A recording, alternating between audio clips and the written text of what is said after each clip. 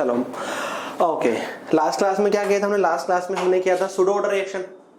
ये किया था ना हमने, ये कुछ और किया था, सूडो ऑर्डर रिएक्शन किया था हमने। फिर लास्ट में एसिडिक हाइड्रोलिसिस ऑफ एस्टर का क्या किया था हमने? लास्ट में फॉर्मूला ड्राइव किया था, और साथ में हमने जो ऑप्टिकल रोटेशन था उसका भी हमने फॉर्मूला ड्राइव किया। उसकी जो डेरिवेशन रहती है करा दूंगा मैं आपको, नो डाउट, उसको किसी लास्ट क्लास के अंदर मैं करा दूंगा। अभी लिखो बहुत ही इंपॉर्टेंट टॉपिक, वो है हमारा अर्हेनियस इक्वेशन। जो नेक्स्ट जो हमारी इक्वेशन है वो है अर्हेनियस इक्वेशन।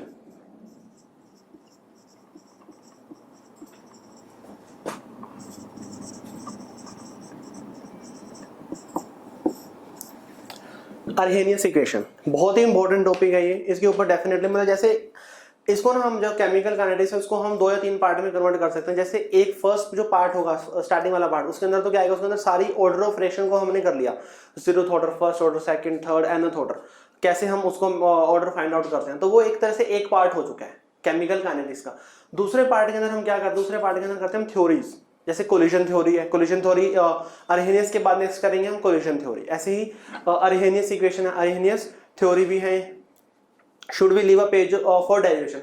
हाँ, डेरिवेशन के लिए आप एक पेज छोड़ दो और उसके वहां पे डेरिवेशन आ जाएगी। उसके बाद इसको अर्हेनियस को शुरू कर दो। लास्ट कभी भी टाइम मिलेगा तो मैं आपको करा दूंगा उसको। ओके, चलो देखो अर्हेनियस क्या है, इस बात को ध्यान से सुनना। सबसे पहले सारे आ गए ना, करें स्टार्ट ना, या कोई रहता है अभी आपका यार दोस्त मित्र?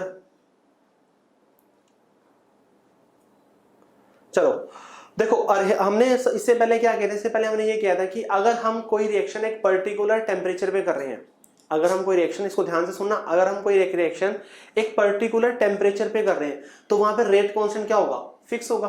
तो वहां पे रेट कांस्टेंट क्या होगा? फिक्स होगा। ये हम पहले भी जो भी हम रिएक्शन फाइंड आउट कर रहे थे, ऑर्डर फाइंड आउट कर रहे थे, कुछ भी निकाल रहे थे, तो वहां पे रेट कांस्टेंट को हर एक रिएक्शन के लिए हम कांस्टेंट लेके कर रहे थे कि अगर एक टाइप की रिएक्शन है उसका रेट कांस्टेंट क्या होगा? फिक्स होगा।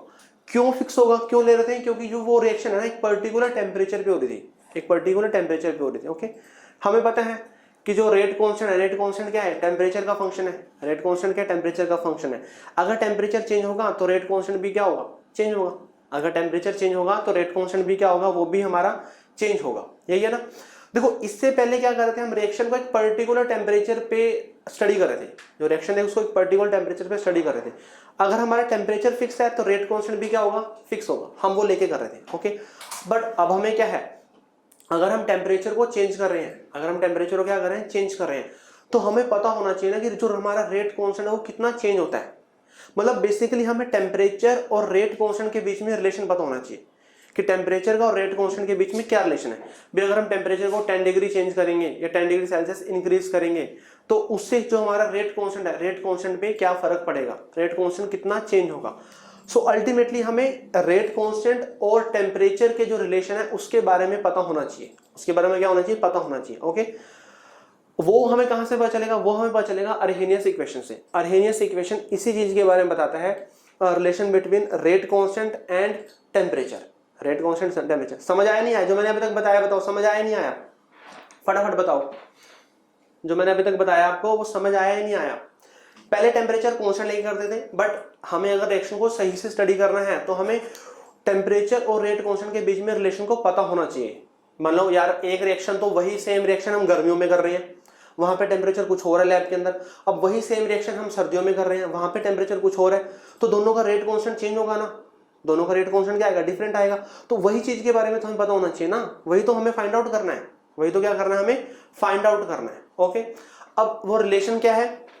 वो अर्हेनियस इक्वेशन हमारी K is equal to A e raise to power minus EA by RT। K is equal to A e raise to power minus EA by RT। K is equal to A e raise to power minus EA by RT है। Okay, जो K है, K तो क्या है हमारा? K तो हमें पता है कि रेट कांस्टेंट, K तो K क्या है हमारा? रेट कांस्टेंट है। A भी हमारा कांस्टेंट ही है। इसको हम ऐसे लिख सकते हैं कि अर्हेनियस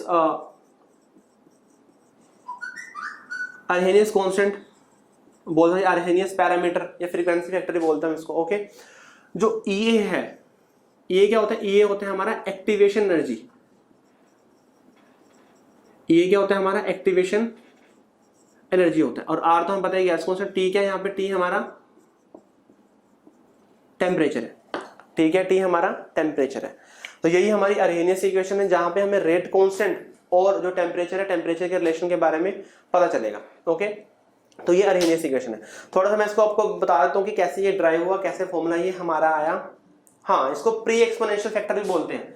अरहेनियस कांस्टेंट को इसको लिख सकते हो, ये तो हो गया हमारा एक्सपोनेंशियल फैक्टर, ये तो हो गया हमारा एक्सपोनेंशियल फैक्टर, और ये क्या हो गया, ये हमारा प्री एक्सपोनेंशियल हो गया। अल्टीमेटली अरहेनियस कांस्टेंट ही बोलते हैं इसको, अरहेनियस पैरामीटर बोल लो इसको, काइनेटिक पैरामीटर ही बोलते हैं इसको। ओके, चलो देखो ये जो रिलेशन आया, रिलेशन कहां से, रिलेशन आया वेन होफ इक्वेशन से। रिलेशन कहां से आया, वेन होफ इक्वेशन से। एक डेरिवेटिव फॉर्म है वेन होफ इक्वेशन की, वो है हमारी D by D T ln of K is equal to E A by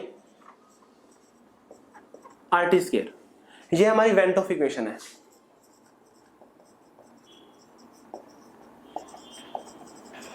derivative form है वेन होफ इक्वेशन की, D by D T ln of K is equal to E A by R T square, E A by R T square. Okay, तो अब देखो इसका क्या करेंगे, हमें इसको अरहेनियस ने क्या किया, वेन होफ इक्वेशन को उठाया और उसने क्या किया, अरहेनियस इक्वेशन बनाया। क्या किया उसने, सिंपली इंटीग्रेशन किया, यहाँ पे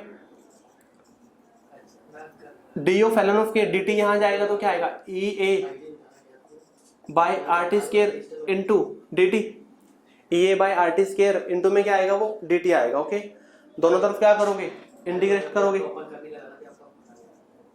D of ln of K is equal to E A by R, ये तो क्या होता है, ये तो हमारा कांस्टेंट होता है, ई ए बाई आर तो क्या होता है, constant. So 1 by T square और D T, 1 by T square D T. बताओ इसका इंटीग्रेशन क्या आएगा, integration of D of ln of K, इसका इंटीग्रेशन क्या आएगा, ln ऑफ के ऑब्वियसली मान लो 1 का है ना, ये तो 1 है यहाँ पे, अगर 1 का इंटीग्रेशन करो जिसके रिस्पेक्ट में वही वैल्यू आती है, 1 का इंटीग्रेशन करो जिसके रिस्पेक्ट में वही आएगा। तो यहाँ पे क्या आएगा, ln of K is equal to E A by R, E A by R, और 1 बाई टी स्क्वायर का इंटीग्रेशन क्या आएगा, हम बताएंगे टी ऊपर जाएगा -2, इसके अंदर +1 करेंगे अपॉन -2 + 1, टी ऊपर जाएगा ना तो क्या होएगा, -2 + 1 अपॉन -2 + 1। ओके, अब देखो जो यहाँ पे हमने इंटीग्रेट किया है वो हमने किया है यहाँ पे इनडेफिनेट, यहाँ पे क्या किया हमने इनडेफिनेट। अगर हम इनडेफिनेट करेंगे तो हमें कांस्टेंट लगाना पड़ेगा, डेफिनेट में तो कांस्टेंट नहीं आता।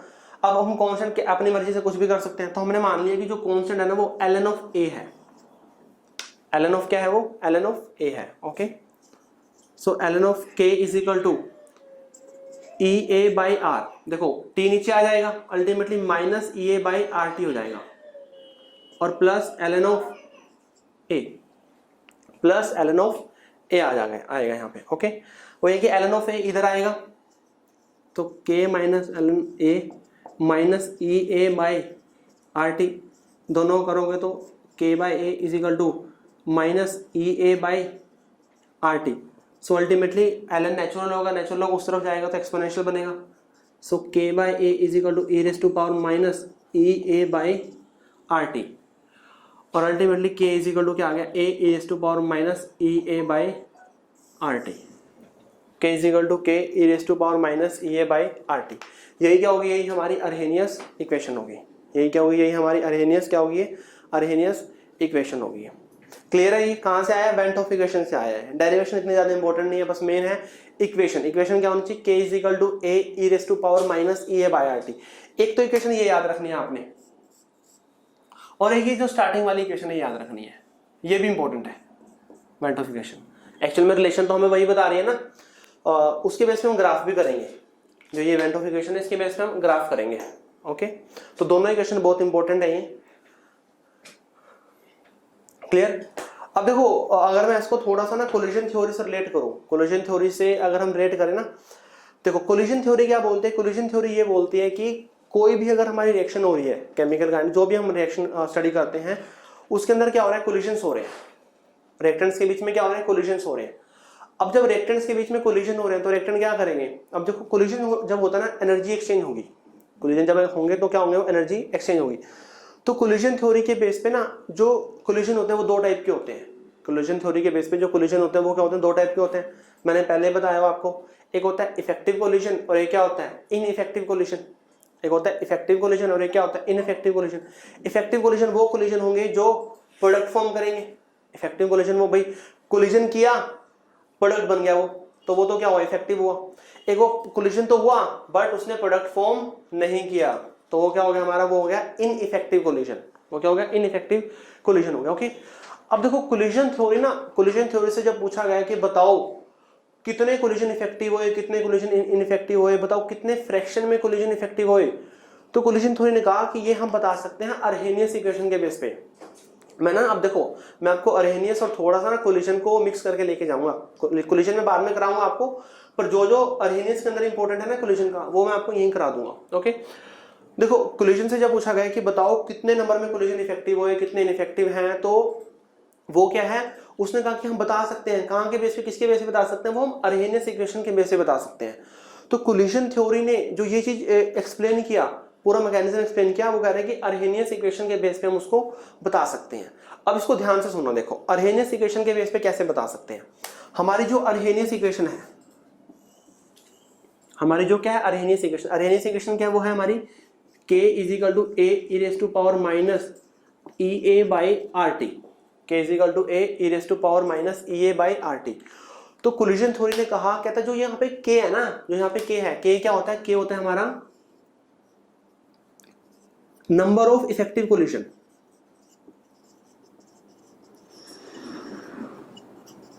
Number of effective collision, number of effective collision. भाई देखो जो ये इक्वेशन है ना, ये इक्वेशन अगर हम अर्हेनियस के, अगर अर्हेनियस तो अर्हेनियस के अंदर तो क्या है, अर्हेनियस के अंदर तो ये रेट कांस्टेंट और टेम्परेचर के बीच में रिलेशन दे रहा है। ओके, बट यही सेम इक्वेशन जो कोलिजन थ्योरी ने, कोलिजन थ्योरी के ऊपर भी लगा था, और कोलिजन थ्योरी ने अपनी जो थ्योरी है वो अर्हेनियस इक्वेशन के बेस पे क्या किया, वो एक्सप्लेन किया। कोलिजन थ्योरी ने रेट कांस्टेंट टेम्परेचर के बारे में बातें नहीं की, उसने की कोलिजन्स के बारे में बातें की कि कोलिजन्स कितने इफेक्टिव होंगे कितने इनइफेक्टिव होंगे, वो सारा का सारा अर्हेनियस के बेस पे ही बताया। ओके, देखो के बोल रहा है कि के तो क्या होगा, number of effective collision, number of effective collision. मान लो हमारे 100 कोलिजन हुए हैं, क्या हुए हैं 100 कोलिजन, 100 में से कितने इफेक्टिव हैं, मान लो कि 50 हमारे इफेक्टिव हैं, 50 ने क्या किया, प्रोडक्ट फॉर्म किया, 50 ने क्या किया, प्रोडक्ट फॉर्म किया। तो ये जो के है ना, के 50 ही है हमारा, के क्या, के हमारा 50 है जिन्होंने इफेक्टिव कोलिजन शो किया। कोलिजन थ्योरी अकॉर्डिंग जो ए है हमारा, ए होता है हमारा total number of collision,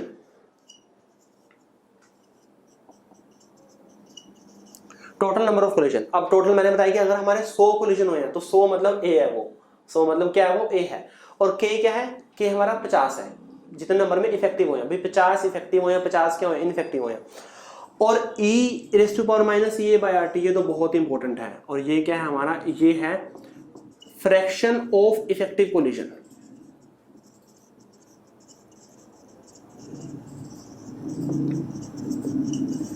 fraction of effective, अभी देखो मैं बताता हूं आपको fraction of effective collision. Fraction of effective collision का मतलब क्या है,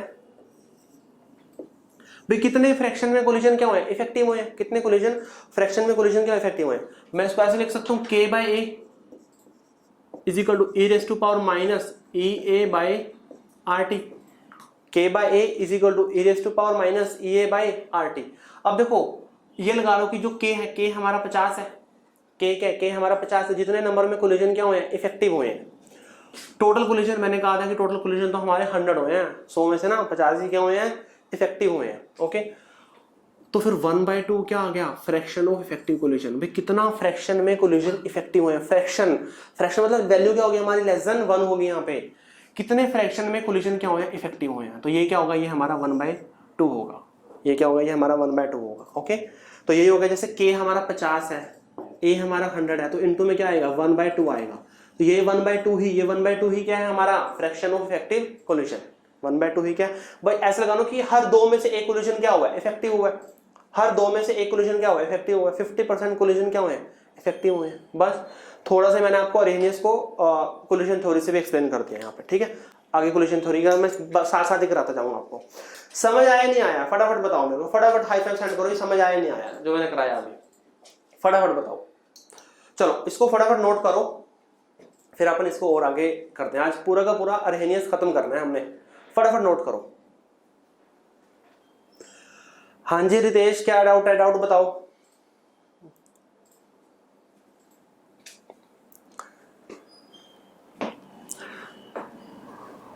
बे उतार लो अपना पूरा टाइम लो। कल मेरे पास बच्चे का मैसेज आए कि सर आपने कल बहुत फास्ट करा दिया। मैंने कहा मैंने फास्ट नहीं कराया, तुम स्लो लिखते हो। अब कई बच्चे हैं कि वो 5-5 पेन लेके करते हैं, 5-5 पेन चेंज करते हैं। क्वेश्चन नंबर 1 किसी और पेन से डालेंगे, क्वेश्चन किसी और पेन से लिखेंगे, फिर आंसर किसी और से लिखेंगे, पूरा आंसर किसी और से लिखेंगे, फिर उसको अंडरलाइन करेंगे। वही है ना, 5-7 तरह के तो पेन यूज करते हैं बच्चे, red, blue, black, pink, magenta, फिरोजी। रंगीन बच्चे हैं, सही बात है, सही कमेंट किया किसने।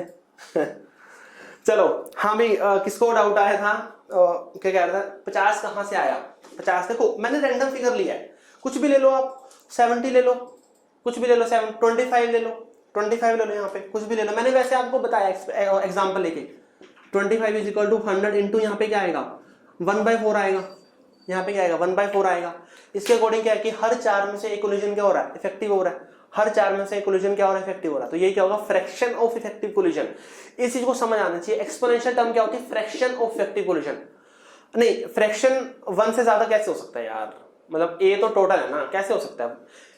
e⁻⁻ हमेशा 1 से कम होगा, हमेशा क्या होगा 1 से कम होगा। ये ना बहुत ही इंपॉर्टेंट बात है, ये मेरे को लगता है कि आपको किसी बुक में मिलेगी ये। और इसके बेस पे ना बिल्कुल बढ़िया बढ़िया क्वेश्चन आ रहे हैं, बहुत अच्छे अच्छे क्वेश्चन आए हुए हैं। बस कोई भी वैल्यू मान लो, जैसे इसको मान लो कम टोटल 100 मान लो, इसको कुछ भी मान लो, उसके अकॉर्डिंग करो, क्वेश्चन बिल्कुल सिंपल हो जाता है। क्वेश्चंस करेंगे तो मैं बताऊंगा अभी आपको, अभी ये बिल्कुल सिंपल लग रहा है पर इसके वजह से बहुत अच्छे अच्छे क्वेश्चन सोल्व करेंगे हम। ओके डन है, इतना क्लियर।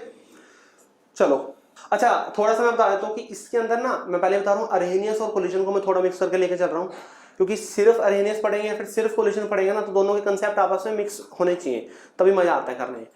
तो कोलिजन थ्योरी में ना हम एनर्जी प्रोफाइल डायग्राम पढ़ते हैं। कोलिजन थ्योरी में क्या करते हैं, हम एनर्जी प्रोफाइल डायग्राम करते हैं। एनर्जी प्रोफाइल डायग्राम ये मैंने ऑलरेडी आपको बताया हुआ है, बस फटाफट मैं आपको उसको एक बार रिवाइज करा देता हूं। थर्मो के अंदर अपन ने किया था ये एनर्जी प्रोफाइल डायग्राम। हमें पता है कि केमिकल काइनेटिक्स क्या है, जो हमारी थर्मोडायनेमिक्स है उसका ही एक्सटेंडेड वर्जन है, उसका क्या एक्सटेंडेड वर्जन है। थर्मोडायनेमिक्स के अंदर हम 3 टाइप की रिएक्शन को स्टडी करते हैं। पहले टाइप की रिएक्शन कैसे होती है हमारी, वो होती है हमारी थर्मो न्यूट्रल रिएक्शन। कैसे होती है, थर्मो न्यूट्रल रिएक्शन होती है। एक क्या होती है, एक हमारी एक्सोथर्मिक रिएक्शन होती है, और एक क्या होती है हमारी, वो होती है एंडोथर्मिक रिएक्शन। एक क्या होती है, एक हमारी एंडोथर्मिक होती है। थर्मोडायनेमिक्स बेस पे हम 3 टाइप के रिएक्शन को स्टडी करते हैं, एक होती है थर्मो न्यूट्रल, एक होती है हमारी एक्सोथर्मिक, और एक क्या होती है हमारी एंडोथर्मिक होती है। ओके अब देखो हमें पता है अगर हमें कोई भी रिएक्शन प्रोसीड करनी है, कोई भी रिएक्शन करानी है, उसके लिए हमें हीट देनी पड़ेगी। अगर हमें कोई भी रिएक्शन करनी है ना, उसके लिए हमें कुछ ना कुछ हीट देना पड़ेगा। मतलब वो हीट लेगा तभी रिएक्शन क्या होगी, रिएक्शन प्रोसीड होगी। ओके या तो हम इसको खुद दे दें हीट, या फिर वो अपने आप एनवायरनमेंट से ले ले, अपने आप आसपास से ले ले, ऐसा हो सकता है ना। तो जो हमें किसी भी रिएक्शन को स्टडी करने के लिए हमें पढ़ा भी हुआ है कि अगर कोई ना कोई केमिकल रिएक्शन होगी तो उसमें हीट में चेंज आएगा, हीट लेगा भी, हीट वो रिलीज भी करेगा। तो अगर कोई भी केमिकल रिएक्शन होती है वहां पे क्या होता है, रिएक्शन हमारी हीट लेती भी और हीट क्या करती है, वो रिलीज भी करती है। रिएक्शन हीट लेती है, हीट वो रिलीज भी करती है। तो अगर कोई ऐसे केमिकल रिएक्शन हो जिसमें जितनी हीट हमने दी है, जितनी हीट हमने दिया, अगर उतनी ही हीट क्या कर दे, वो रिलीज कर दे, जितनी हीट हमने दिया उतनी हीट क्या कर दे, वो रिलीज कर दे, उसको हम बोलते हैं थर्मो न्यूट्रल रिएक्शन। उसको क्या बोलेंगे हम, थर्मो न्यूट्रल रिएक्शन। बच्चे बोलते हैं सर थर्मो न्यूट्रल तो वो होता है जिसमें कोई हीट लेते ही नहीं रिएक्शन। नहीं, ऐसा नहीं है। रिएक्शन हमेशा हीट लेगा, रिएक्टेंट हमेशा हीट लेगा और प्रोडक्ट हमेशा हीट रिलीज करेगा। अगर उसकी दोनों की वैल्यू इक्वल है, बात समझो मेरी, हीट ली भी है हीट रिलीज भी है, अगर दोनों इक्वल है, जितनी हीट ली है उतनी हीट रिलीज कर दे, that is thermo neutral. Exothermic क्या होगा भाई, हमने हीट कम दी है, हीट रिलीज क्या हुई है, ज्यादा हुई है। हमने हीट कम दी है, हीट रिलीज क्या हुई है, ज्यादा हुई है, that is exothermic. Overall heat में रिलीज हुई है, ओवरऑल हीट। एंडोथर्मिक, हमने हीट ज्यादा दी है, हीट रिलीज क्या हुई है, कम हुई है। हमने हीट ज्यादा दी है, हीट रिलीज क्या हुई है, कम हुई है। ओके चलो इसके वजह से फटाफट एनर्जी प्रोफाइल डायग्राम ये हमने पहले भी किए हुए हैं। यहाँ पे क्या आएगा हमारा एनर्जी, और यहाँ पे क्या आएगा हमारा रिएक्शन प्रोसीड। यहाँ पे एनर्जी आएगा, यहाँ पे क्या आएगा, रिएक्शन प्रोसीड आएगा। अब थर्मो न्यूट्रल,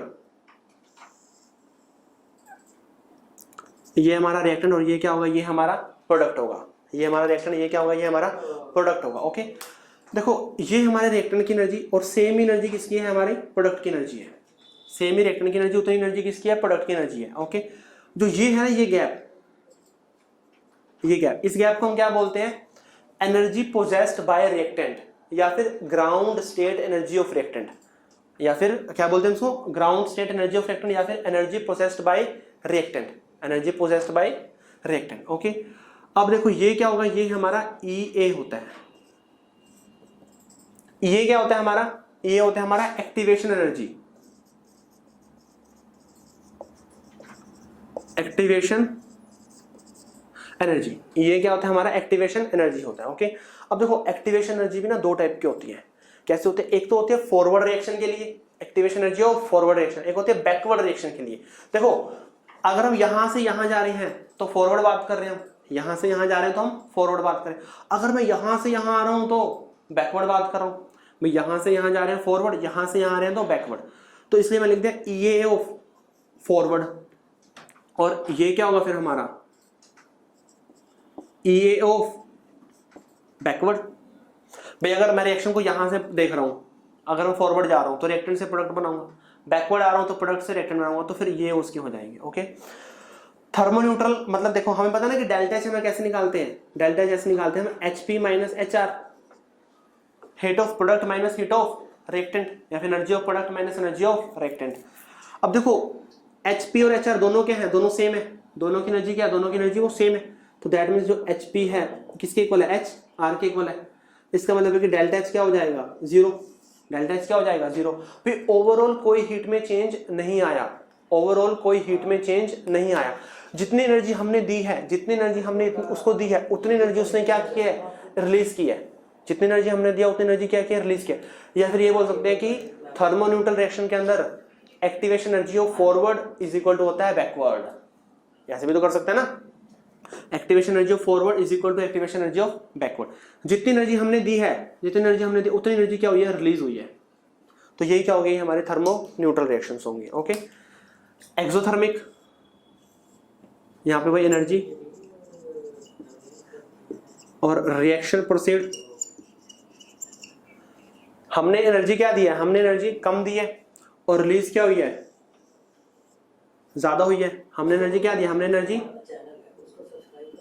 कम दी और रिलीज क्या हुई है, रिलीज वहां पर ज्यादा हुई है। हमने एनर्जी कम दी, रिलीज क्या हुई है, ज्यादा हुई है। ओके, तो ये रिएक्टेंट है, ये प्रोडक्ट है। ये क्या हो गया हमारा EA ऑफ फॉरवर्ड,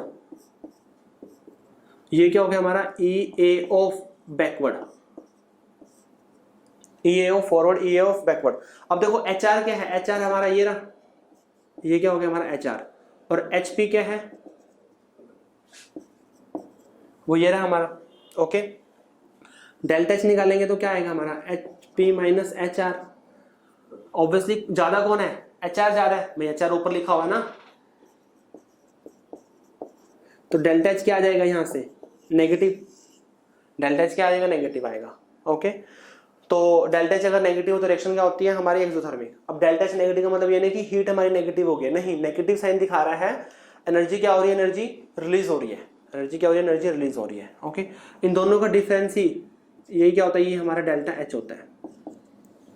यही क्या होता है, यही हमारा डेल्टा एच होता है। तो ये बनेगा हमारा एक्सोथर्मिक का।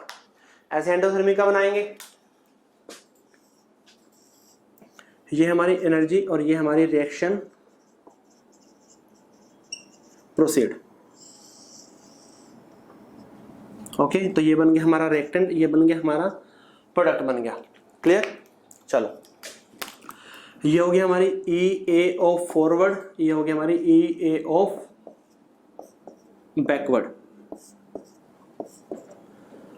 ये HR और ये HP, और ये दोनों का क्या आएगा यहाँ पे, डिफरेंस आ गया। ओके, कैसे निकालेंगे, delta H is equal to HP minus HR। Obviously ज्यादा कौन सा है, HP ज्यादा है और HR क्या है, कम है, तो डेल्टा एच क्या आएगा हमारा, ग्रेटर देन जीरो, पॉजिटिव। क्या आएगा, पॉजिटिव आएगा। ओके, भाई हमने हीट तो ज्यादा दी है, देखो ज्यादा दिया बहुत, और निकली क्या है, ये कम निकली है। वहां पे प्रोडक्ट की एनर्जी क्या होगी, प्रोडक्ट की एनर्जी ज्यादा होगी। ओके, अब देखो इसमें एक दो चीजें और बताता हूं मैं आपको। ये जो होता है ना यहाँ पे होती है, यहाँ पे ये एक तरह से यहाँ पे ये होती है हमारी ट्रांजिशन स्टेट। ये क्या होती है? ये हमारी ट्रांजिशन स्टेट होती है। ये क्या होती है? ये हमारी ट्रांजिशन स्टेट होती है। ट्रांजिशन स्टेट क्या होती है? ट्रांजिशन स्टेट होती है हमारी जो सबसे हायर एनर्जी की स्टेट होगी, जो सबसे हमारी हायर एनर्जी की स्टेट होगी, जहां पर क्या होता है, जो पुराने बॉन्ड्स हैं वो ब्रेक डाउन होते हैं। जो पुराने बॉन्ड्स है ना वो ब्रेक डाउन, और नए बॉन्ड क्या होते हैं? फॉर्म होते हैं। पुराने बॉन्ड्स ब्रेक डाउन होते हैं, नए बॉन्ड क्या होते हैं? वहां पे फॉर्म होते हैं। पुराने बॉन्ड ब्रेक डाउन होते हैं, नए बॉन्ड फॉर्म होते हैं। हायर एनर्जी की स्टेट को हम क्या बोलते हैं? ट्रांजिशन स्टेट बोलते हैं। हायर एनर्जी की स्टेट को क्या बोलते हैं? ट्रांजिशन स्टेट बोलते हैं। ओके ओके, अब एक चीज और, एक चीज बहुत इंपॉर्टेंट रह गया। देखो इतनी तो एनर्जी हमें देनी पड़ी, इसको ध्यान से सुनना भी। इतनी एनर्जी तो हमें देनी पड़ी, इतनी एनर्जी रिएक्टेंट के पास खुद की थी। इतनी एनर्जी हमें देनी पड़ी, इतनी एनर्जी रिएक्टेंट के पास खुद की थी। दोनों का सम क्या होता है? बताओ, दोनों का सम क्या होता है? देखते हैं कौन बताता है। दोनों का सम क्या होता है? अभी तक मैंने नहीं बताया। हाँ, दोनों का सम क्या होता है? Threshold energy. Very good. दोनों का सम क्या होता है? Threshold energy. तो यहां से लेके यहां तक जितनी भी टोटल एनर्जी आएगी उसको क्या बोलेंगे हम? थ्रेशोल्ड एनर्जी बोलेंगे। उसको क्या बोलेंगे? थ्रेशोल्ड एनर्जी बोलेंगे। ओके, तो थ्रेशोल्ड एनर्जी क्या होगी हमारी? Threshold energy. देखो थ्रेशोल्ड एनर्जी किस चीज को लाएगी? Activation energy.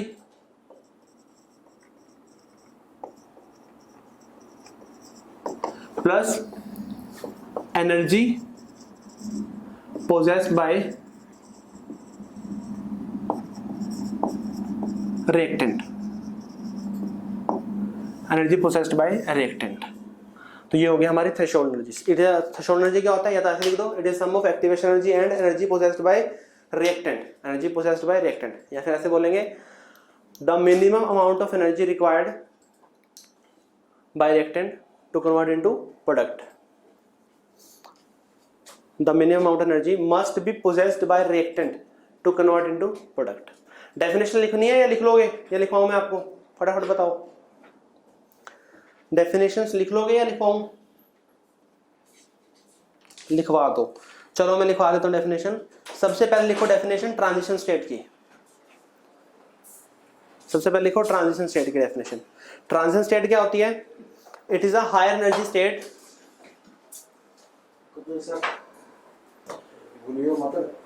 It is a higher energy state. It is a high energy state in which older bonds are getting broken. In which older bonds are getting broken and new bonds are being formed. And new bonds are being formed. लिख लिया transition state. New bonds are being formed. Next लिखो threshold energy की definition लिखते हैं। चलो next लिखो threshold energy. Threshold में और एक्टिवेशन में हल्का सा थोड़ा सा चेंज करेंगे, उससे आइडिया लग जाएगा वैसे आपको। नेक्स्ट लिखो थ्रेशोल्ड एनर्जी। थ्रेशोल्ड एनर्जी क्या होता है? It is a minimum amount of energy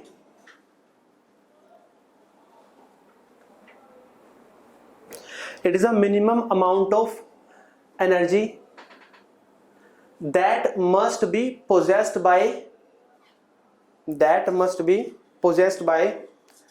reactant molecule, that must be possessed by reactant molecule to convert into product called threshold energy. It is a minimum amount of energy that must be possessed by reactant molecule to convert into product. भाई reactant molecule के पास ना इतनी energy होनी चाहिए, reactant molecule के पास इतनी energy होनी चाहिए, तभी वो क्या बनेगा? वो प्रोडक्ट में कन्वर्ट होगा, वो तभी वो प्रोडक्ट के अंदर कन्वर्ट होगा। ओके, नेक्स्ट लिखो एक्टिवेशन एनर्जी। नेक्स्ट लिखो एक्टिवेशन एनर्जी। फटाफट लिखो भाई, एक्टिवेशन एनर्जी लिखेंगे it is a minimum extra amount of energy. देखो यहां पे एक्स्ट्रा लिख रहे हैं ना, it is a minimum extra amount of energy. It is a minimum extra amount of energy. It is a minimum extra amount of energy required by reactant molecule to convert into product. Required by reactant molecule to convert into product. यहां पे हमें extra कितनी चाहिए, वही इतनी तो उसके पास खुद की है ना, एक्स्ट्रा तो इतनी चाहिए, तो बस एक्स्ट्रा की बात करेंगे यहाँ पे। और कितनी चाहिए, और कितनी हमें देनी पड़ेगी। चलो देखो, ये तो थी हमारी सिंगल स्टेप रिएक्शन। अगर हम डबल स्टेप रिएक्शन की लिखें, डबल स्टेप रिएक्शन का एनर्जी प्रोफाइल डायग्राम बनाए, ये हो गया डबल स्टेप रिएक्शन का। ये क्या हो गया, ये डबल स्टेप रिएक्शन का हो गया। ये हो गया हमारा रिएक्टेंट और ये क्या हो गया, ये हमारा प्रोडक्ट हो गया। ये हमारा रिएक्टेंट हो गया और ये क्या हो गया, ये हमारा प्रोडक्ट हो गया। अब इसको ध्यान से सुनना। देखो ये होगी हमारी पहले स्टेप, देखो ये हमारा फर्स्ट स्टेप है, ये हमारा दूसरा स्टेप जा रहा है इधर, तो ये होगी हमारी एक्टिवेशन एनर्जी फर्स्ट स्टेप की। ये क्या होगी हमारी एक्टिवेशन एनर्जी फर्स्ट स्टेप की, ध्यान से सुनना इसको पहले। और ये होगी हमारी एक्टिवेशन एनर्जी 2 सेकंड स्टेप की एक्टिवेशन एनर्जी भी। अगर वो पहले वाले तो सिंगल स्टेप की रिएक्शन थी ना, वो एक ही स्टेप में रिएक्शन कर रहे हैं, तो वो हो गया। ये हो गया हमारी 2 स्टेप की रिएक्शन है, तो ये होगी एक्टिवेशन एनर्जी फर्स्ट स्टेप की, ये होगी हमारी एक्टिवेशन एनर्जी सेकंड स्टेप की। ओके, इसको बोलेंगे हम ट्रांजिशन स्टेट 1, इसको बोलेंगे हम ट्रांजिशन स्टेट 2, और इसको बोलेंगे हम इंटरमीडिएट। बस ये चीज समझ आनी चाहिए आपको। ये देखो पहला स्टेप हुआ, फिर यहां पे आ गया, थोड़ा सा स्टेबल हो गया आके, फिर दूसरा स्टेप हुआ, पहला हुआ फिर दूसरा हुआ, पहले के बाद जो आएगा वो इंटरमीडिएट बनेगा ना, फिर जब दूसरा स्टेप हुआ, ये ट्रांजिशन स्टेट क्या हो गया, वो 2 हो गया। तो ट्रांजिशन स्टेट 1 और ट्रांजिशन स्टेट 2 हो गया ये। ओके, अब इसके अंदर ना क्वेश्चन ऐसे आएगा कि बताओ ये पहला स्टेप है, दूसरा स्टेप है, बताओ इनमें से कौन सा स्टेप हमारा, बताओ इनमें से कौन सा स्टेप हमारा आरडीएस स्टेप होगा, कौन सा स्टेप हमारा आरडीएस स्टेप होगा, रेट डिटरमिनिंग स्टेप होगा। हाँ जी, बताएगा कौन सा स्टेप होगा हमारा आरडीएस स्टेप। आरडीएस स्टेप कौन सा होता है, जो हमारा स्लो स्टेप होता है। स्लो कौन सा है, जहां पे एक्टिवेशन एनर्जी ज्यादा चाहिए, जहां पे एक्टिवेशन एनर्जी ज्यादा चाहिए। देखो स्टेप 1 क्या होगा, स्टेप 1 के अंदर एक्टिवेशन एनर्जी क्या है, ज्यादा है, हाई एक्टिवेशन एनर्जी। तो ये स्टेप कैसा होगा हमारा, ये स्टेप हमारा स्लो होगा। भाई जिस स्टेप के अंदर एक्टिवेशन एनर्जी ज्यादा चाहिए होगी तो वो स्टेप स्लो होगा ना, उसके अंदर कोलिजन तो होंगे बट इफेक्टिव थोड़े क्या होंगे, कम होंगे। यहाँ पे कोलिजन इफेक्टिव क्या होंगे, ज्यादा होंगे। ओके, तो ये स्टेप क्या होगा, ये हमारा स्लो होगा। और स्लो स्टेप भी क्या होता है, हमारा आरडीएस स्टेप होता है। स्लो स्टेप भी क्या होता है, हमारा आरडीएस स्टेप होता है। अब रही बात स्टेप 2,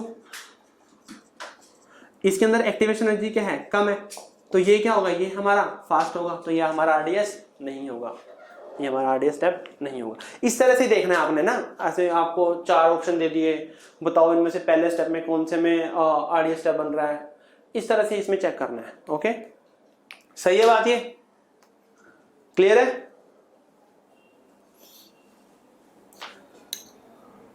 इसको 2 स्टेप वाली को आप इस तरह से भी कर सकते हो, इसमें पहले में कम कर दो,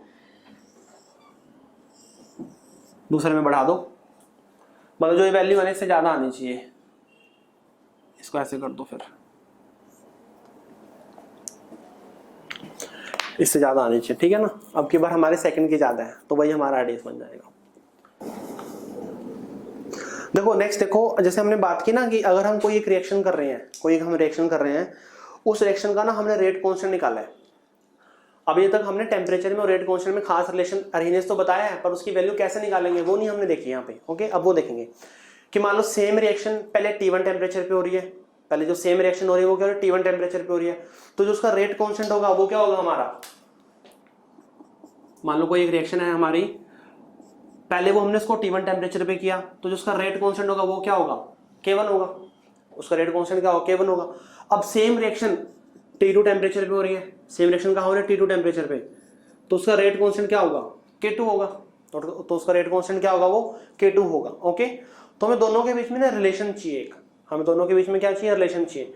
मतलब यार मान लो यहाँ पे 4 टोटल वेरिएबल्स आ गए हैं, K1 आ गया, K2 आ गया, T1 आ गया और T2 आ गया, ये आ गया। अब 4 में से 3 की वैल्यू हमें देगा, कोई एक की वैल्यू क्या करेगा, हमसे पूछ लेगा, 3 की वैल्यू हमें देगा और एक की वैल्यू हमसे पूछ लेगा वो। ओके, तो उस तरह ही करना है हमें। तो वही है कि हमें सबसे पहले लगाते हैं अरेनियस, इस पे अरेनियस क्या है हमारी, K is equal to A e to power minus EA by RT, K is equal to A e to power minus EA by RT है। ओके, चलो, तो इसके अंदर पुट करो आप K1, K को K1 पुट करो, T को क्या पुट करोगे T1, तो क्या आएगा हमारे पास K1 is equal to A E raise to power minus E A by R T one. K1 is equal to A E raise to power minus E A by R T one आएगा। Okay, तो ये equation हो गया हमारी equation number 1। ये equation क्या होगी, equation number हमारी 1 होगी। ओके, ऐसे ही देखो K2 पुट करोगे और यहाँ पे क्या पुट करोगे T2 पुट करोगे, K2 पुट करोगे और क्या पुट करोगे T2 पुट करोगे, वहां से क्या आएगी हमारी इक्वेशन नंबर 2 आएगी। So K2 is equal to A E raise to power minus E A by R T two, ये क्या होगी हमारी इक्वेशन नंबर 2 होगी। अब क्या करना, दोनों को डिवाइड करो, यहाँ पे डिवाइड इक्वेशन 1 बाई 2, दोनों क्या करोगे, दोनों का डिवाइड करोगे। जब दोनों को डिवाइड करोगे तो यहाँ पे क्या आएगा K1 by K2 A E raise to power minus E A by R T one upon A E raise to power minus E A by R T two, यही आएगा ना।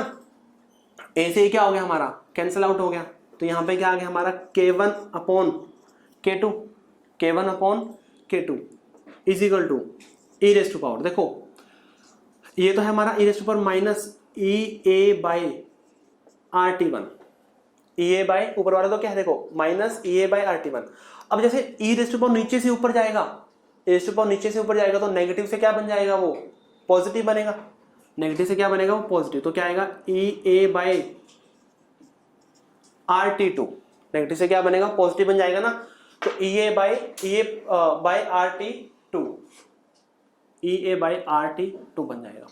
क्लियर है इतना, इसमें कोई समस्या होगी इसमें। आप देखो इधर एक्सपोनेंशियल है, इधर एक्सपोनेंशियल है, एक्सपोनेंशियल इधर आगे क्या बन जाएगा लॉग, इधर एक्सपोनेंशियल इधर आगे क्या बन जाएगा लॉग बनेगा। कौन सा लॉग बनेगा, नेचुरल लॉग बनेगा, क्या बनेगा वो नेचुरल लॉग बनेगा। तो ln K1 by K2 is equal to minus E A by R T one plus E A by R T two. बहुत ही इंपॉर्टेंट रिलेशन निकलने वाला है यहाँ से, बहुत ज्यादा important, minus E A by R T one plus E A by R T two आएगा। ओके, तो यहाँ पे ln K1 बाई K2, यहां से आप कॉमन लो minus E A by R, यहां से क्या कॉमन लिया हमने minus E A by R common ले लिया, क्या बचेगा यहाँ पे 1 बाई टी वन, देखो नेगेटिव ले लिया ना कॉमन, तो ये तो आ गया पॉजिटिव, अब ये क्या आएगा नेगेटिव आएगा, ये क्या आ गया नेगेटिव आ गया। ओके, अब मैं सोच रहा हूँ जो ये नेगेटिव है इधर है, तो इस नेगेटिव को मैं इधर लिख सकता हूँ, मैं लिख सकता हूँ नेगेटिव, या नेगेटिव को मैंने पूरी इक्वेशन से क्या कर दिया मल्टीप्लाई कर दिया। तो जब नेगेटिव लॉग क्या गया है तो a बाई बी क्या बन जाएगा b by A. So ln K2 by K1 is equal to E A by are,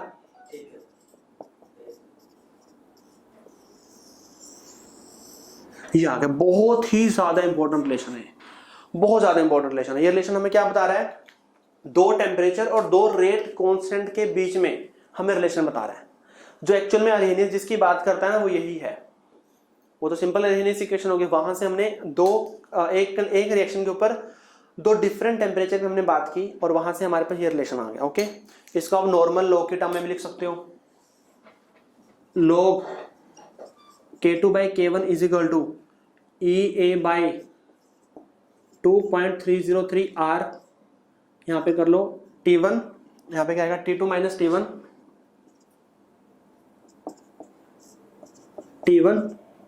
T2, ये रिलेशन आ गया हमारे पास। बहुत ज्यादा इंपॉर्टेंट रिलेशन है, बहुत ज्यादा, वेरी वेरी इंपॉर्टेंट। करो इसको, नोट करो फटाफट कि दो टेम्परेचर और दो उसके बीच में जो हमें रिलेशन मिल रहा है वो यही है, दो टेम्परेचर पे और दो कैटलिस्ट वाली क्या बातें बोल रहे हो, ये कैटलिस्ट हम करेंगे अभी आगे करेंगे कैटलिस्ट का। सेम ऐसे ही हम रिलेशन फाइंड आउट करेंगे, कैटलिस्ट के लिए भी करेंगे हम ऐसा। एक कैटलिस्ट रिएक्शन होगी, एक अनकैटलाइज्ड रिएक्शन होगी। ओके, नेक्स्ट लिखो, बहुत ही इंपॉर्टेंट टॉपिक, वो है हमारा टेम्परेचर कोफिशिएंट। अरहेनियस के अंदर जो नेक्स्ट टॉपिक है हमारा वो है हमारा टेम्परेचर कोफिशिएंट। नेक्स्ट लिखो टेम्परेचर कोफिशिएंट।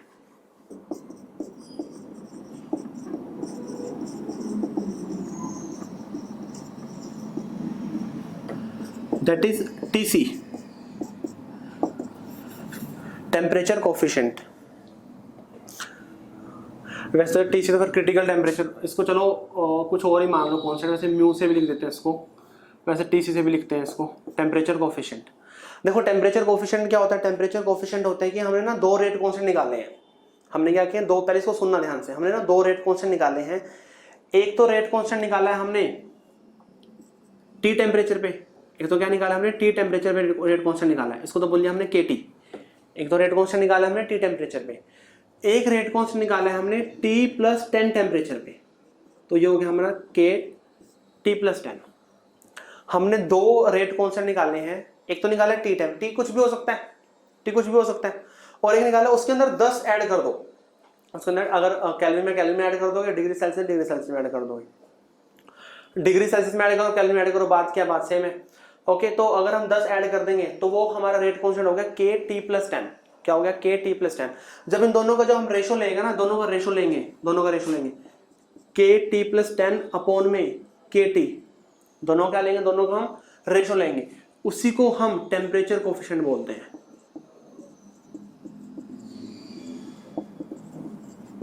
उसी को क्या बोलते हैं, उसी को हम टेम्परेचर कोफिशिएंट बोलते हैं, उसको क्या बोलते हैं हम टेम्परेचर कोफिशिएंट बोलते हैं। तो टेम्परेचर कोफिशिएंट क्या हो गया, पहले डेफिनेशन लिखो, it is a ratio of,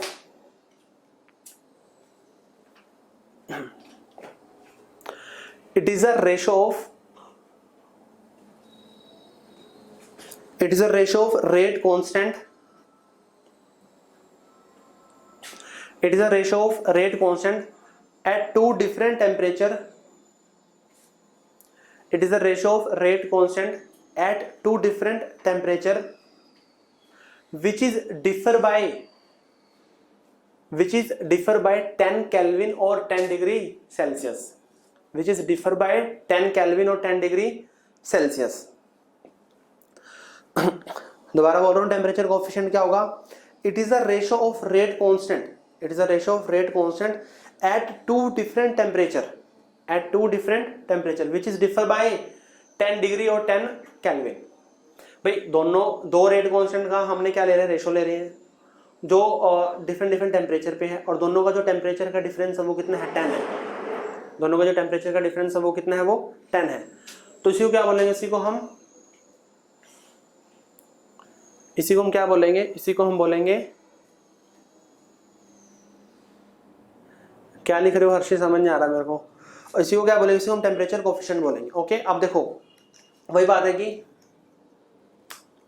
अच्छा ये मैं बताऊंगा कि खास बात क्या होती है इसके अंदर खास बात क्या होती है मैं बताऊंगा अभी आपको। ये अगर टेम्परेचर हमें गिवन है तो कोई बात नहीं, तो हम उसी के अकॉर्डिंग करेंगे। अगर हमें टेम्परेचर गिवन नहीं है तो टी तो ले लेंगे हम 25 डिग्री सेल्सियस, यही हो गया हमारा 298 केल्विन। देखो अगर टी गिवन है तो वही लेंगे हम, अगर टी गिवन नहीं है, if T is not given, तो टी हो गया हमारा 298 केल्विन, और फिर टी प्लस 10 क्या बन जाएगा हमारा 308 केल्विन। अगर टी गिवन है तो अच्छी बात है, अगर टी गिवन नहीं है हाँ तो रूम टेम्परेचर पे लेके करते हैं। देखो ये ना एक्सपेरिमेंट भी करते हैं हम, ये अगर जो आगे करते हैं जैसे मास्टर्स वगैरह में, तो वहाँ पे ये सेम एक्सपेरिमेंट करते हैं लैब के अंदर। जैसे एक तो जैसे अगर हम अभी एक्सपेरिमेंट कर रहे हैं तो अभी तो टेम्परेचर क्या, अभी टेम्परेचर लैब का टेम्परेचर ज़्यादा होता है, अभी लैब में जैसे गर्मी है ना तो टेम्परेचर क्या होगा, ज़्यादा होगा। तो थोड़े टाइम मतलब 2-3 महीनों बाद फिर सेम वही रिएक्शन को अपन फिर दोबारा से उसका रेट कांस्टेंट निकालते हैं। एक तो रेट कांस्टेंट हमने आज निकाला मान लो, तो आज भी जो भी टेम्परेचर था हमने उसको नोट कर लिया, उसके अकॉर्डिंग निकाला। फिर हम एक रेट कांस्टेंट और निकालते हैं, जब 2-3 महीने बाद टेम्परेचर क्या होगा, थोड़ा डाउन आएगा, थोड़ा मौसम वेदर चेंज होना शुरू हो जाएगा, तो वहां से भी हम एक रेट कांस्टेंट निकालते हैं। जब थोड़ा अराउंड ऑफ 10 डिग्री का थोड़ा डिफरेंस आ जाए तब सेम हम रिएक्शन पे सेम ही रेट कांस्टेंट निकालेंगे, और दोनों क्या लेते हैं, दोनों का रेशो लेते हैं। अब खास बात क्या है, खास बात इसके अंदर यह है कि जो टेम्परेचर कोफिशिएंट होता है ना, ऑलमोस्ट मतलब बहुत मैक्सिमम रिएक्शंस का क्या होता है 2 और 3 के बीच में होता है। जो रेट कांस्टेंट होता है टेम्परेचर कोफिशिएंट के टी प्लस 10 अपॉन के टी, ऑलमोस्ट रिएक्शन का 2 और 3 के बीच में लाई करता है, ऑलमोस्ट रिएक्शन का 2 और 3 के बीच में लाई करता है। तभी तो ये बोलते हैं, तभी तो डेफिनेशन आती है, for every 10 degree rise of temperature, for every 10 degree rise of reaction, rate of reaction becomes double, 2 से 3 गुना बढ़ जाएगा। 2 से 3 गुना क्या होगा, बढ़ेगा। जब हम टेम्परेचर को क्या करेंगे, इंक्रीज करेंगे। वो डेफिनेशन यहीं से आई है, टेम्परेचर कोफिशिएंट से। ये खास बात है उसमें। मतलब एक हमने नॉर्मल निकाल लिया, अभी एक टी पे निकाला, एक टी प्लस 10 पे निकाला, तो जो उन दोनों का रेशो है ना 2 और 3 के बीच में लाई कर रहा था। 2 भी हो सकता है, 3 भी हो सकता है, उनके बीच में भी लाई कर सकता है for most of the reaction. Okay, तो ये उसके अंदर खास बात है टेम्परेचर कोफिशिएंट में। ये लैब के अंदर करते भी हैं, बिल्कुल एक्सपेरिमेंट करते हैं, बिल्कुल सेम। समझ आया ये कैसे निकाला हमने? ये निकाला तो खैर अभी करेंगे बात भी। एक हमने क्या लेना है के टी प्लस 10 और एक क्या लेना है के टी लेना है। दोनों का जो रेशो होगा ना वो 2 से 3 गुना इंक्रीज हो जाएगी। वही है ना भाई, टेम्परेचर इंक्रीज करेंगे तो रेट ऑफ रिएक्शन क्या होगा, बढ़ेगा। रेट ऑफ रिएक्शन क्या बढ़ेगा? अगर हम 10 डिग्री टेम्परेचर को इंक्रीज कर दें 10 केल्विन, तो जो हमारा रेट ऑफ रिएक्शन है ऑलमोस्ट डबल हो जाता है।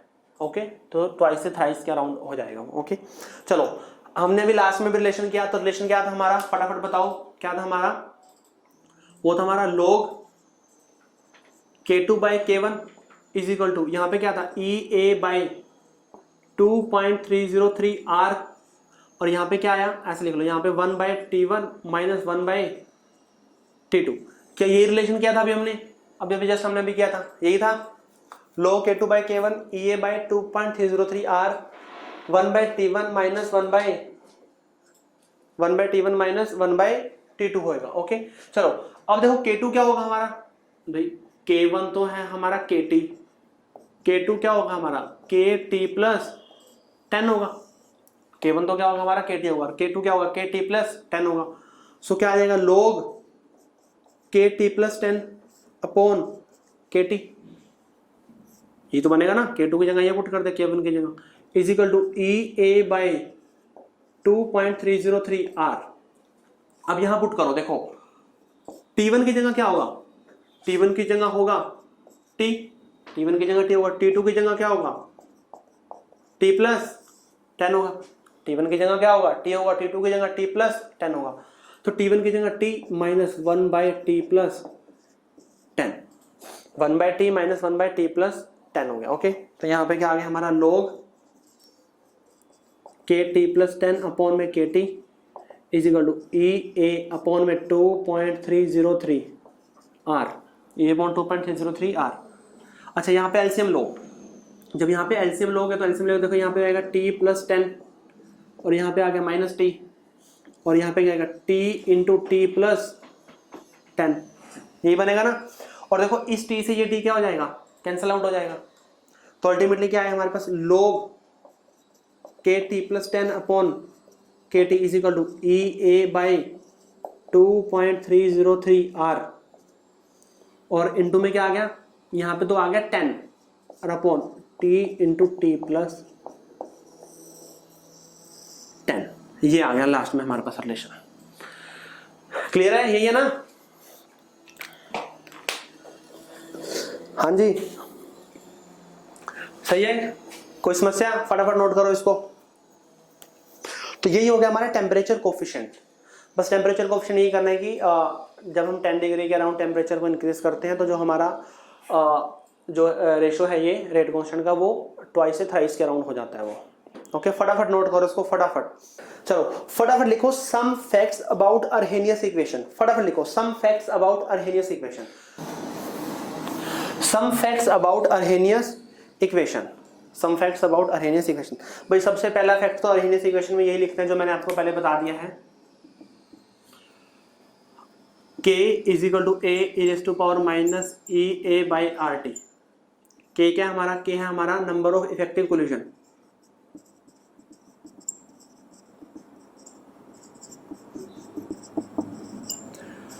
A क्या है हमारा? Total number of collision.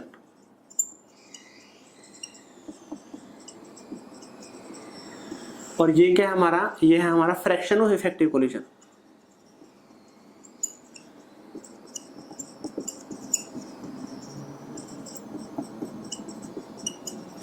ये क्या, ये हमारा फ्रैक्शन ऑफ इफेक्टिव, ये पहला फैक्ट तो हमारा यही है। ये क्या हमारा? फ्रैक्शन ऑफ इफेक्टिव कोलिजन है ये। ओके, चलो सबसे पहला तो फैक्टर यही है हमारा।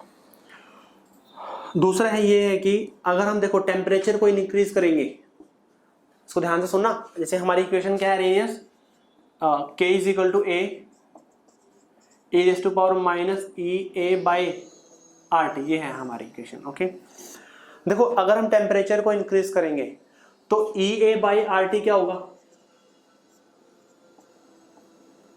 सेम एज इट इज लिखना, डिटो सेम। समझो इसको, पहले समझो कैसे मैं लिखवाना चाह रहा हूं। मैं टेम्परेचर और के बीच में ना रिलेशन निकाल रहा हूं, टेम्परेचर और के को इसी इक्वेशन से रिलेट कर रहा हूं मैं। कैसे रिलेट करूंगा? अगर मैंने टेम्परेचर को इंक्रीज कर दिया तो EA बाई RT क्या होगा? डिक्रीज होगा ना। क्यों? क्योंकि T क्या है हमारा डिनोमिनेटर में है। अब मैंने इसके आगे नेगेटिव साइन लगा दिया। अब क्या ख्याल है, इंक्रीज होगा डिक्रीज होगा? मैंने इसके आगे नेगेटिव लगा दिया। अब क्या होगा? ये अब इंक्रीज होगा। अब क्या होगा भाई, नेगेटिव में वैल्यू जितनी कम है उतनी क्या होगी, वो ज्यादा होगी। अब क्या होगा हमारा, इंक्रीज होगा। ओके, और सेम अगर मैं एक्सपोनेंशियल में लगा दूं -EA बाई RT, तो ये भी क्या होगा, एक्सपोनेंशियल इंक्रीज होगा। एक्सपोनेंशियल भी क्या होगा, इंक्रीज होगा। और अगर एक्सपोनेंशियल और के क्या है, डायरेक्टली है, एक्सपोनेंशियल और के क्या है, डायरेक्टली, तो के भी क्या होगा, फिर इंक्रीज होगा। बहुत इंपॉर्टेंट, बहुत इंपॉर्टेंट, के क्या होगा, के भी इंक्रीज होगा। तो टी को मैंने के से इस तरह रिलेट करना है आपने, टी को और के को आपने इस तरह क्या करना है, रिलेट करना है। समझ आया? समझ आया नहीं आया? फटाफट बताओ, फटाफट हाई फाइव सेंड करो। समझ आया नहीं आया?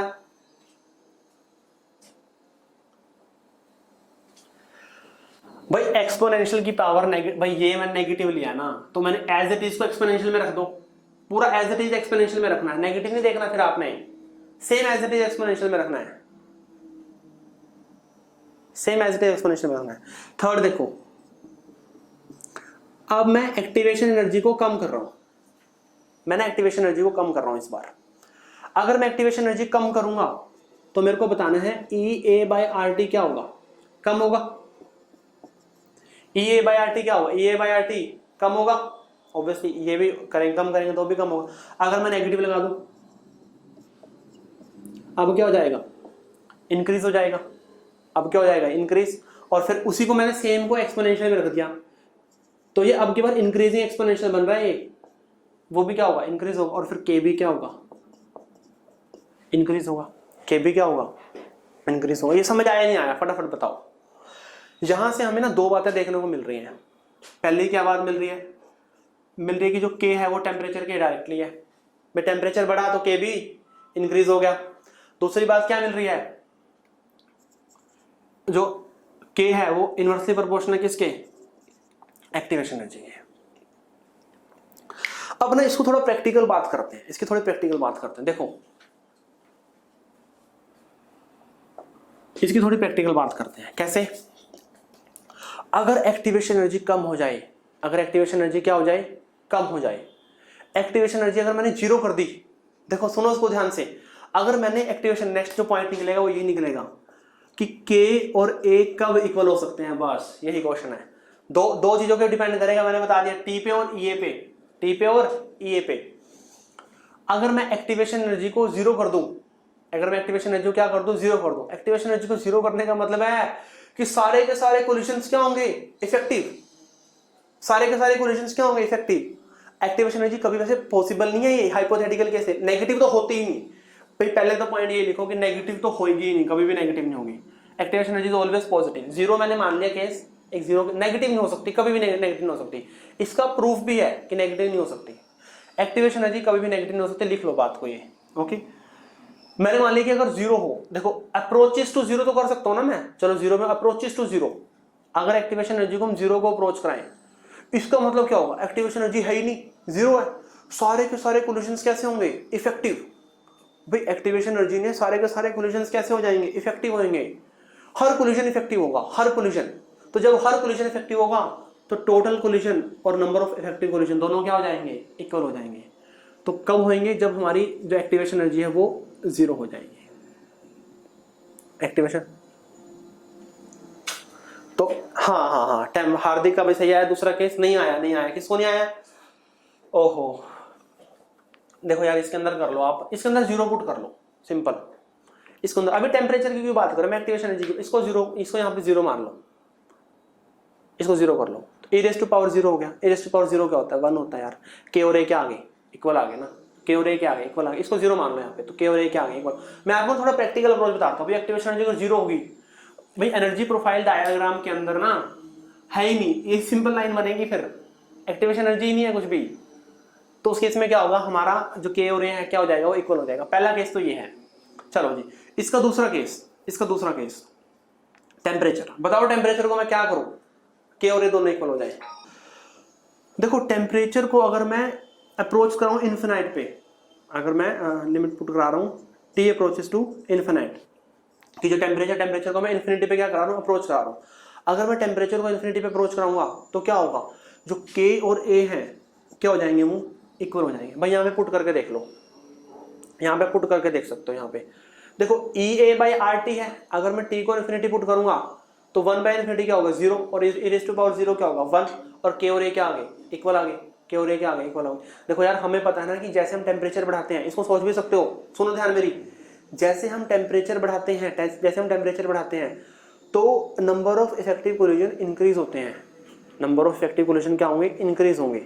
ओके, तो उस केस में क्या होगा हमारा, जब टेम्परेचर को हमने बहुत ज्यादा इंक्रीज कर दिया, जितना हम करा सकते हैं बहुत ज्यादा इंक्रीज कर दिया, तो उस केस में क्या होगा, हमारे सारे के सारे कोलिजन्स क्या बन जाएंगे, इफेक्टिव बन जाएंगे। सारे के सारे कोलिजन्स क्या बन जाएंगे, वो इफेक्टिव बन जाएंगे। तो उस केस में के और ए दोनों क्या आएंगे, इक्वल आएंगे। उस केस में के और ए दोनों क्या आएंगे, दोनों इक्वल आएंगे। आयुष एक्टिवेशन एनर्जी के रेफरेंस में बताओ। भाई देखो यार एक्टिवेशन एनर्जी को मैंने 0 कर दिया। देखो एक्टिवेशन एनर्जी क्या थी, एक्टिवेशन एनर्जी थी, सुनो ध्यान से, मॉलिक्यूल में क्या हो रहा है, कोलिजन्स हो रहा है, मॉलिक्यूल में एनर्जी एक्सचेंज हो रही है, एनर्जी क्या हो रही है, एक्सचेंज हो रही है। अगर उनमें एनर्जी जो एक्सचेंज हुई है, एनर्जी एक्सचेंज होने का मतलब है कि एक की एनर्जी बढ़ेगी, दूसरे की एनर्जी क्या होगी, कम होगी। भाई मान लो दो मॉलिक्यूल में कोलिजन हो रहा है, एनर्जी एक्सचेंज होगी, एक की बढ़ जाएगी, एक की क्या हो जाएगी, कम हो जाएगी। अब जिसकी जो इंक्रीज हुई है, अगर वो उस बैरियर को क्रॉस कर दे, यही बोलते हैं कोलिजन थ्योरी, अगर जो एनर्जी इंक्रीज हुई, अगर उस बैरियर को, कौन सा बैरियर, अगर वो इस बैरियर को क्रॉस कर दे, तो वही क्या होगा, वही हमारा प्रोडक्ट में कन्वर्ट होगा, वही हमारा प्रोडक्ट में कन्वर्ट होगा। मैं कह रहा हूं बैरियर ही नहीं है, तो इसका मतलब क्या है, हर कोलिजन क्या होगा, इफेक्टिव होगा, हर कोलिजन क्या होगा, इफेक्टिव होगा। ओके चलो ये केस बने, ये हैं हमारे some facts about Arrhenius equation. कितना टाइम रहेगा, 2-3 मिनट रह गए, फटाफट इसको नोट करो। किसी को नोट करना है या मैं कर दूं साफ, फटाफट बताओ मेरे को। मैं फिर आपको ग्राफ दे रहा हूं, सर टेम्परेचर को इन्फिनिटी पे कैसे, भाई मैंने पहले बताया एक्टिवेशन एनर्जी भी 0 नहीं होती, हम उसको इंक्रीज कर रहे हैं, हम उसको जितना इंक्रीज कर सकते हैं हम उसको इंक्रीज कर रहे हैं। ओके चलो नेक्स्ट ग्राफ में दे रहा हूं, आपने घर से करने हैं। अब लिखो फटाफट, फर्स्ट सबसे पहला ग्राफ,